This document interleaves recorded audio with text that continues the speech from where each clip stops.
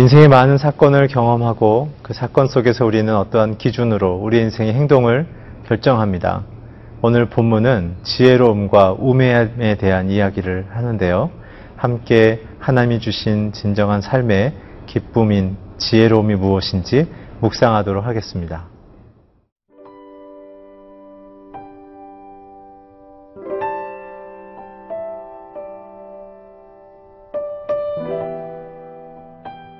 전도서 7장 1절에서 14절 말씀입니다. 좋은 이름이 좋은 기름보다 낫고 죽는 날이 출생하는 날보다 나으며 초상집에 가는 것이 잔치집에 가는 것보다 나으니 모든 사람의 끝이 이와 같이 됨이라. 산자는 이것을 그의 마음에 둘지어다. 슬픔이 웃음보다 나음은 얼굴에 근심하는 것이 마음에 유익하기 때문이니라. 지혜자의 마음은 초상집에 있으되 우매한 자의 마음은 혼인집에 있느니라. 지혜로운 사람의 책망을 듣는 것이 우매한 자들의 노래를 듣는 것보다 나으니라. 우매한 자들의 웃음소리는 손 밑에서 가시나무가 타는 소리 같으니 이것도 헛되니라. 탐욕이 지혜자를 우매하게 하고 뇌물이 사람의 명철을 망하게 하느니라. 일의 끝이 시작보다 낫고 참는 마음이 교만한 마음보다 나으니 급한 마음으로 노를 바라지 말라. 노는 우매한 자들의 품에 머무름이니라. 옛날이 오늘보다 나은 것이 어찌미냐 하지 말라.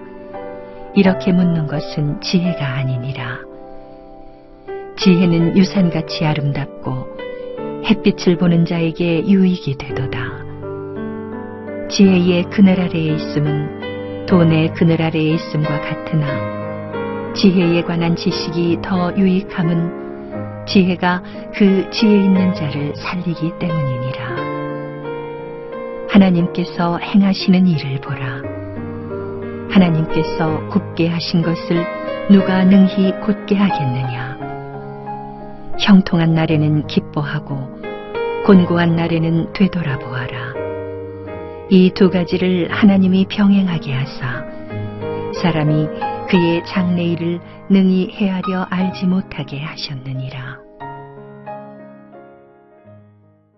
전도서의 저자는 오늘 우리의 인생 속에 열매 맺어야 될 아름다운 목표와 그 하나님이 주신 아름다운 삶을 선택할 수 있는 기준인 지혜가 무엇인지를 설명하고 있습니다.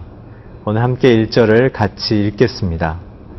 좋은 이름이 좋은 기름보다 낫고 죽는 날이 출생하는 날보다 나으며.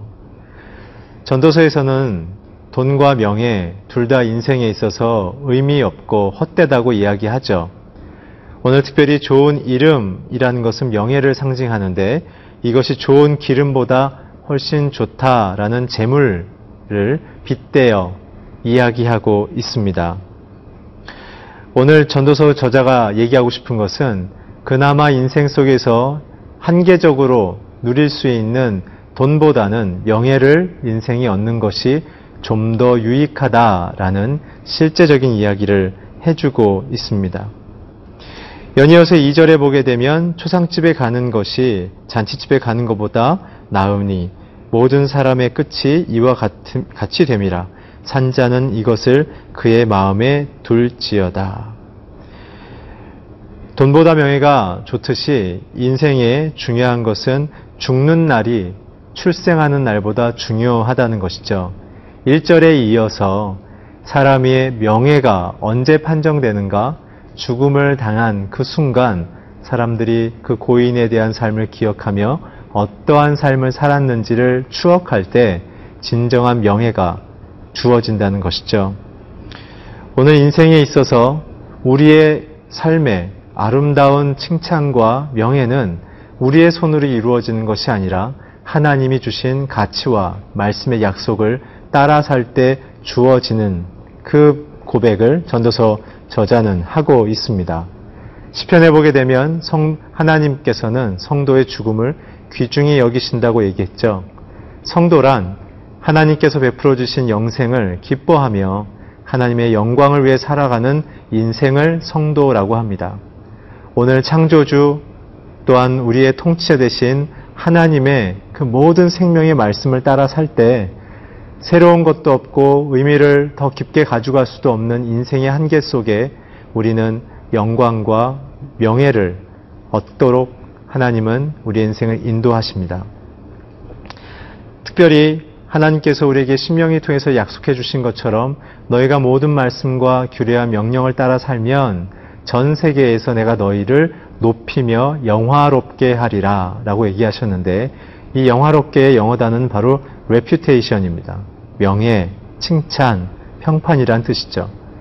오늘 사실 우리에게는 칭찬받을 만한 것이 없죠. 우리는 흙으로부터 왔기 때문에 그렇습니다. 그러나 흙 안에 담겨진 그 하나님의 보배가 우리의 인생의 가치를 결정합니다. 오늘 이 이야기는 우리의 도덕과 우리의 선행에 기초하는 것이 아니라 우리가 누구이며 어디서부터 왔는지를 이해하는 참된 인생이 됐을 때 우리는 아름다운 명예를 얻을 수 있다라는 전도서 기자의 고백이기도 합니다. 계속해서 3절부터 4절, 5절, 6절을 보게 되면 지혜와 우매함에 대한 비교가 나오죠. 우매는 무엇입니까?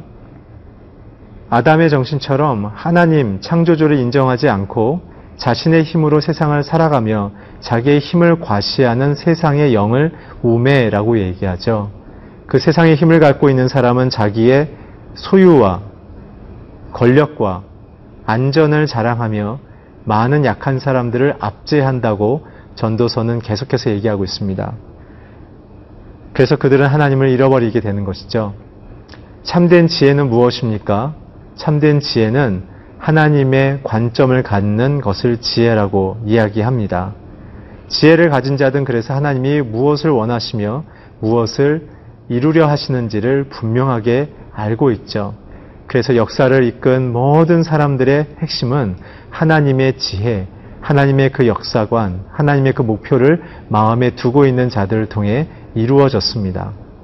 오늘 저와 여러분이 이 새로움이 없고 의미가 없는 세상 속에 살아갈 때 진정한 소망을 얻을 수 있는 유일한 길은 하나님의 관점으로 돌아가는 일입니다. 내 인생에 대한 의미, 내 가정 속의 자녀들과 남편과 아내를 향한 하나님의 계획이 무엇인지를 깨닫고 하나님으로부터 확인받을 때 우리는 하나님의 목적과 그 뜻을 이루어드릴 수 있는 지혜로운 사람들이 됩니다. 오늘 그렇게 복되고 아름다운 인생을 살아가는 저와 여러분이 되기를 축원합니다.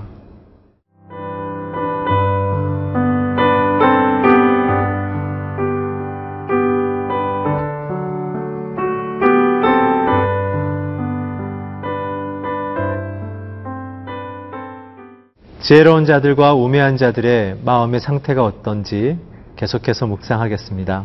우리 8절부터 10절에 연결해서 함께 읽겠습니다. 일의 끝이 시작보다 낫고 참는 마음이 교만한 마음보다 나으니 급한 마음으로 노를 바라지 말라. 노는 우매한 자들의 품에 머무름이니라. 옛날이 오늘보다 나음이 어쩌미냐 하지 말라. 이렇게 묻는 것은 지혜가 아니니라.